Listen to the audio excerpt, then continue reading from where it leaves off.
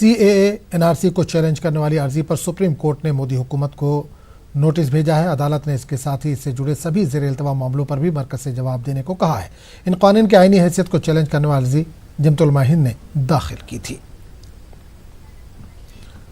और इस पूरे मामले पर बात करेंगे अपने नुमाइंदे सुशील पांडे से, जो इस वक्त फोन के जरिए हमारे साथ जुड़े हैं। सुशील, CAA NRC को चैलेंज किया गया था सुप्रीम कोर्ट ने केंद्र से इस पर जवाब मांगा है। क्या पूछा है कोर्ट ने?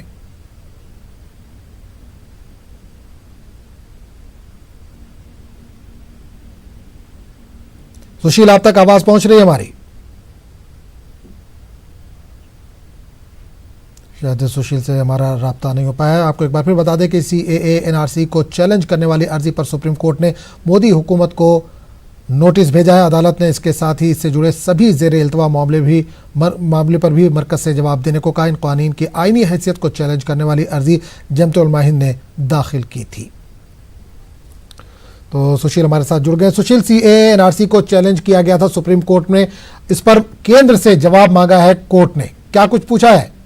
देखिए, आज हम जमात उलेमा हिंद की तरफ से एक और याचिका फिलहाल कोर्ट में दाखिल की गई है। हालांकि इस पूरे मामले में कहीं ना कहीं उनकी तरफ से भी CAA और NRC को असंवैधानिक घोषित करने की मांग की गई है। हालांकि CAA और NRC को लेकर आज हम लगभग 62 से ज्यादा याचिकाएं सुप्रीम कोर्ट में दाखिल की गई हैं। फिलहाल सुप्रीम कोर्ट ने इस याचिका को भी उन तमाम याचिकाओं के साथ संलग्न कर दिया है और केंद्र सरकार को नोटिस जारी कर दिया है। हालांकि इस पूरे मामले में केंद्र सरकार को अभी अपना जवाब दाखिल करना है। केंद्र सरकार ने कहा था कि तमाम याचिकाओं को देखकर ही इस मामले में जवाब दाखिल कितना टाइम दिया गया सुशील, इस ताल्लुक से कुछ जानकारी मिल पाई है? कोर्ट ने कितना टाइम दिया है केंद्र को, कब तक जवाब दाखिल कर सकते हैं? जी देखिए, अमूमन 4 हफ्ते का समय होता है, लेकिन इस पूरे मामले में केंद्र सरकार ने कहा था कि उन्हें समय और दिया जाए। चूंकि इस पूरे मामले की सुनवाई होनी है, तो ये उम्मीद की जा सकती है कि 2 हफ्ते के भीतर इस पूरे मामले में केंद्र सरकार को अपना जवाब सुप्रीम कोर्ट में दाखिल करना है। क्योंकि कई याचिकाएं आज हम लंबित हैं, तो ऐसे में सेंट्रल गवर्नमेंट इन तमाम याचिकाओं पर एक साथ अपना जवाब सुप्रीम कोर्ट में दाखिल करेगा। बिल्कुल सुशील, 60 से ज्यादा याचिकाएं दाखिल की गई हैं, तो सबकी सुनवाई क्या कोर्ट एक साथ करेगी अब?